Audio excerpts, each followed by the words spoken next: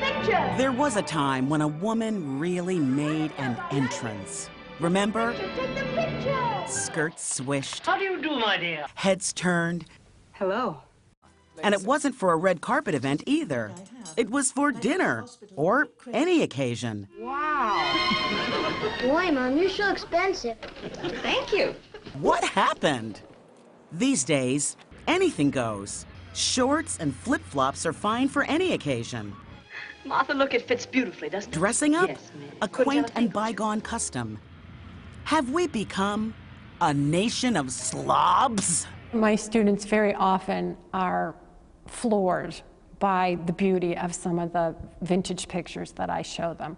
Professor Linda Prebyszewski teaches a class called A Nation of Slobs at the University of Notre Dame in South Bend, Indiana. This is from 1934. Her mission, to revive the lost art of dressing. So women who lived in the middle of the American countryside could actually get fashions and the styles all the way from Paris.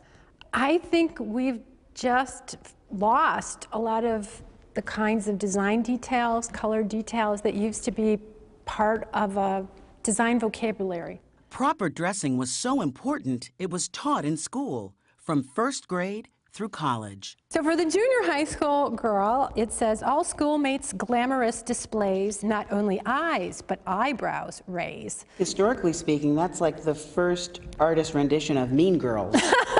What do you wear down here? Bearing all, she says, is not an artistic ideal. There's got to be a happy medium between wearing a burqa and running around half naked.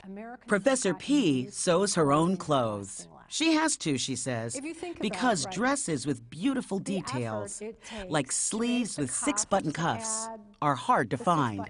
Gloves. What happened to gloves? Gloves, up until the 1960s, were considered a requirement. And what about hats? You were considered slightly undressed if you didn't have a hat on. Were the 60s in any way involved in taking us down this spiral of slobby?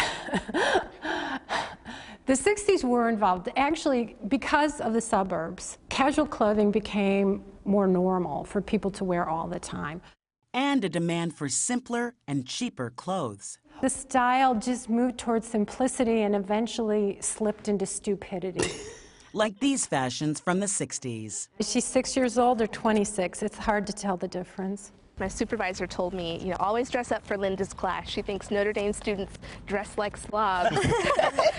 To judge from the professor's students, her one-woman crusade to rescue the nation from its own sloppiness is bearing fruit.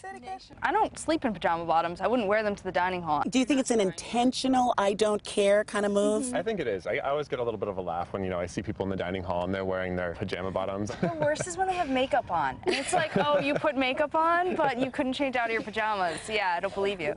So think about it. Is this the kind of statement you want to make? Or this? Make an effort, because a little style can go a long way.